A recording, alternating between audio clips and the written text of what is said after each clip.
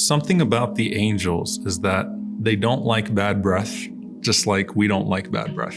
And so you know the feeling of when you're at the masjid and you're praying some sort of salah, tarawih usually, or something after iftar, and you can smell the breath of someone next to you, whether it's morning breath or the breath of whatever they ate that night, and the odor of it comes out.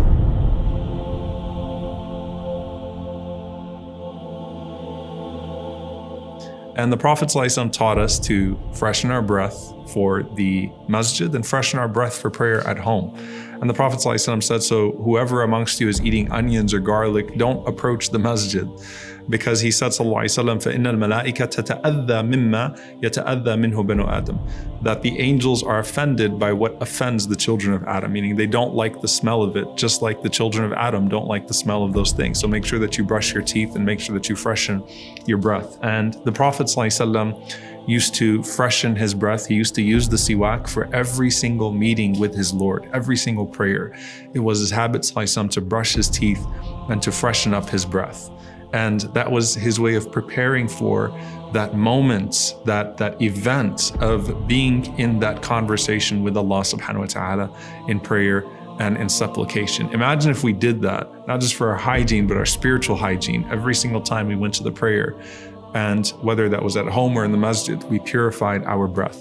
One of my favorite hadith of the Prophet ﷺ in this regard, as it pertains to the angels, is that when a person stands, the Prophet ﷺ said, when a person stands to pray and they purify their mouth with the siwak, so they use a toothbrush or they use the siwak and they prepare their mouth for the salah. As they stand for the salah, the Prophet ﷺ said, an angel stands behind him and listens to his recitation, so we already know that.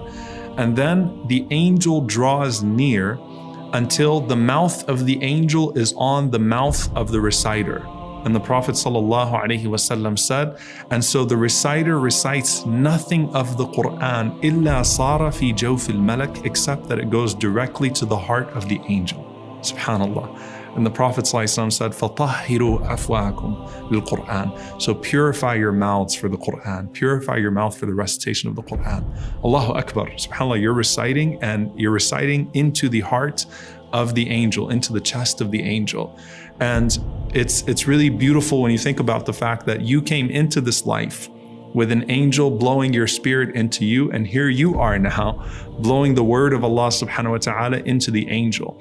And this is something that's established, that the angels crowd around the Qur'an. Ibn Salah rahimahullah narrates that the angels don't recite the Qur'an, but instead they listen to the Qur'an. So they crowd the Qur'an. So we know that when we're reciting, the angels surround us, whether that's in groups or as individuals. We know that the angels love the Qur'an. They surrounded it as it came down to the Prophet ﷺ.